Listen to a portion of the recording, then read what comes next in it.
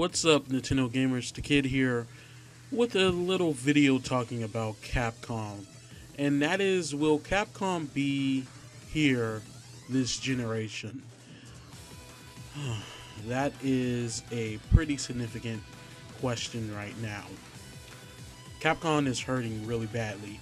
As a lot of people know, Capcom has recently came out and said they only have 152 million in their bank account, which for a company the size of Capcom and as long as they've been around is pretty bad. If you had a small business, it will be the equivalent of probably having like 25,000 in the bank for your whole business. It just would it's basically you're going under. Now we already seen other companies like Atlas go under. We've seen THQ go under, and to be honest, I think Capcom could come out, but they will have to do a complete 360 turn to come out of this. It's pretty bad, or at least they will probably need to be bought out, like Atlas was. So, according to Yoshinari Ono, who is a producer of basically a pretty significant amount of Capcom games. He tweeted saying that Capcom does not have enough resources to make a next-gen fighting game. And, I mean, apparently, I read this somewhere. I'm trying to find the source to this, but I cannot find it for some reason. I heard that fighting games, compared to other standard games, 3D platformers, all that stuff, is way cheaper to make than those type of games.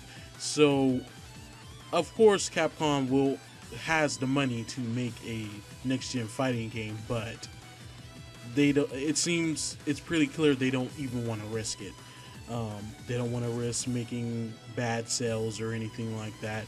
So, here's one thing. How did Capcom get into this rut?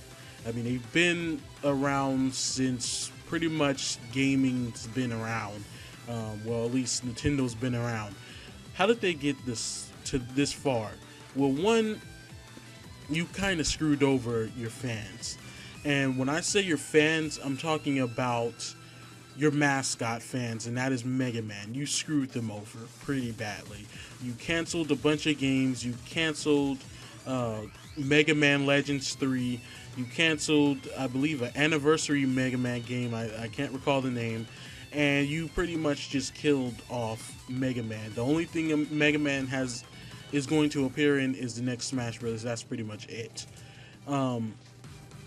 Those were your fans. I mean, that's like Nintendo killing Mario. Without Mario, if Nintendo just flat out stopped making Mario games, starving the fans of Mario, Nintendo will take a pretty big hit. There's no denying that. The mascot of each company, if it dies and they don't produce good games and the quality is off and everything, that company as a whole is going to dive, because that's one of their main pillars of making money in their company. And sad to say, Capcom just flat out spited the fans and even blamed them for the cancellation of the games. So one, Capcom, you screwed yourself over by screwing over the Mega Man fans. Now, and you screwed over with Ifune. Now he's went on his own, and he's making a spiritual successor to Mega Man called Mighty Number 9. And look how much money the fans put in his pocket. And you guys are just looking stupid somewhere, looking like people that's broke. You guys are pretty broke. So there's going to be some companies that might go under this generation, because the better technology gets with these next gen consoles, the higher the cost of making a great looking game that's worthwhile to people is going to be. And games are going to increase in cost as technology grows, because they try to add more particle effects, more graphical effects, make things look more photorealistic, and all that stuff. And it takes a lot of time, man hours, and money to accomplish that and make all these animations and graphical styles. And it's just a lot of stuff factored into it that make it very, very expensive. So it's baffling to see this. I really don't want Capcom to go, and they, not to say that they can't get out of this. Of course, Monster Hunter just came out, and that's sold loads and loads of 3DSs and copies of that. So Capcom definitely has some IPs that they can use to their advantage to get out of this rut. Definitely, that's other than Mega Man.